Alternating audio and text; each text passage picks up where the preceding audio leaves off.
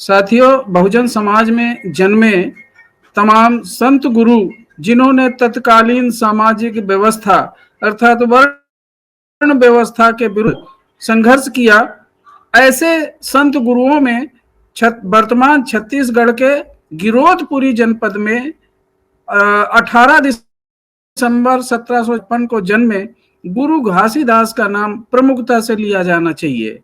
आज हम गुरु घासीदास के विषय में संक्षिप्त में थोड़ा सा चलेंगे।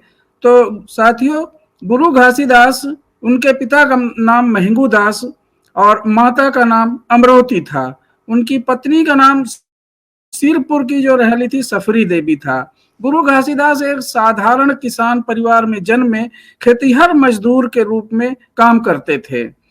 जो तत्काल में उस समय की सामाजिक व्यवस्था, जो उसमें व्याप्त गैर बराबरी, शोषण, अंधविश्वास, आडंबर, इसके विरोध में गुरु घासीदास ने वहां के स्थान लोगों को जगाकर, इकट्ठा कर, उनको जागृत कर समाज में एक नई चेतना पैदा करी।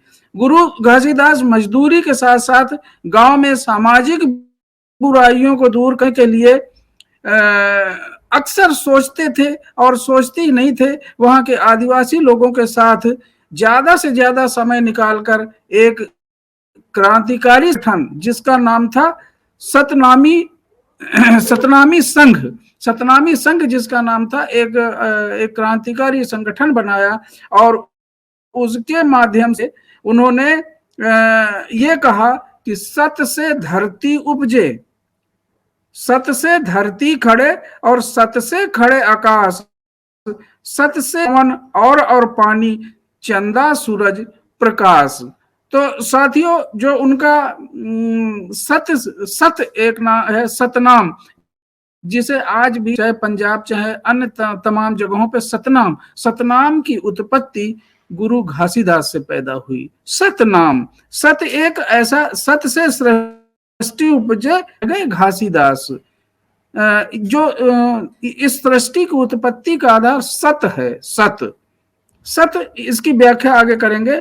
तो उन्होंने सत को कहा, सत को मानो, सत सच्चाई है, सच एक निष्ठा है, एक कमिटमेंट है, एक प्रकृति के जो नियम है वो उन्हें गुरु घासीदास ने सत माना। तो उन्होंने कोई किसी ईश्वर, किसी पैगंबर, किसी ऐसे देवी देवता को उन्होंने आधार नहीं माना। सत अर्थात सच्चाई, अर्थात ईश्वर, अर्थात जो प्रकृति के नियम हैं वो सच हैं। जो प्रकृति दिख रही है हमें, जो ये जो सृष्टि की उत्पत्ति है वो सत्य से है। तो उन्होंने एक अपने जो सतनामी संघ था उसके नियम बनाए थे कि सत्य को मानो। पहला नियम था सत्य को मानो। दूसरा, मनुष्य के एक जाति है जिसको कहते हैं मानव जाति। उन्होंने मानव जाति के अलावा विभिन्न जातियों, संप्रदायों, धर्मों को बिल्कुल नकारा। किसी तरह की जाति प्रथा को उन्होंने बिल्कुल नकार दिया। मनुष्य का एक धर्म है सद्धर्म। तो फिर चौथा है कि हिंसा, मदिरा पान, तंबाकू आदि सेवन से वहां के लोगों को दूर रहने की सलाह दी। अंधविश्वासी, अगला है कि अंधविश्वासी परंपरावादी मत को उन्होंने मानने से इनकार कर दिया। भाई मेल मिलाप बढ़ाने के लिए उन्होंने जोर दिया। हीन भावना को त्याग दो। उन्होंने अपने अनुयायियों से कहा कि अपने अंदर एक कमजोरी, अपने अंदर आत्म सम्मान पैदा करो। उन्होंने हीन भावना को त्यागने की बात करी। और सबसे बड़ी बात उन्होंने कहा कि मूर्ति पूजा को त्याग दो, मंदिरों में जाओ, स्त्री पुरुष समान है, मेहनत करके कमाओ और खाओ। ये उनका एक संदेश था।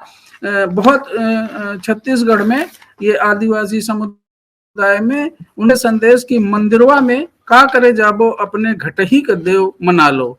तो जो तुम्हारे अंदर का जो सत्य है, तुम्हारे अंदर एक जीव है, इसी को मानो, इसी को परमात्मा मानो, इसी को आत्मा मानो, इसी को तुम ईश्वर मानो, इसी को मानो। कहीं मंदिर में किसी मूर्ति पूजा के विरोध में उन्होंने इसका आंदोलन चलाया। वहां की शोषित, पीड़ित और समाज में कई जो इस तरह के अन्याय, अत्याचार, जुल्म जाती थी, उनमें उसके खिलाफ मनुवादियों द्वारा बनाई गई जाति व्यवस्था को तोड़ने का आह्वान किया। समाज में प्रचलित ऊंच नीच, जात पात, छुआछूत, भेदभाव को तोड़कर मानव के बीच में समता लाने का प्रयास किया उन्होंने। तो सहज भाषा में छोटी छोटी जो विचारधारा, तमाम इस तरह की पुस्तकें कवि के एक रूप में उन्होंने कविताओं के माध्यम से लोगों को, जगह जगह लोगों में जागृति चेतना पैदा करी। जो ब्राह्मणवाद की जो कुरीतियां हैं, जो आडंबर है, मनुवाद की कील की जड़ों में कील ठोका। ऐसे गुरु घासीदास एक बहुत लंबा उनका इतिहास है, बहुत बड़ी क्रांति है। उन्होंने उस तत्कालीन सामाजिक व्यवस्था के विरुद्ध जबरदस्त लोगों को बताया। वो एक संत रविदास की तरह उन्हीं के समकालीन थे।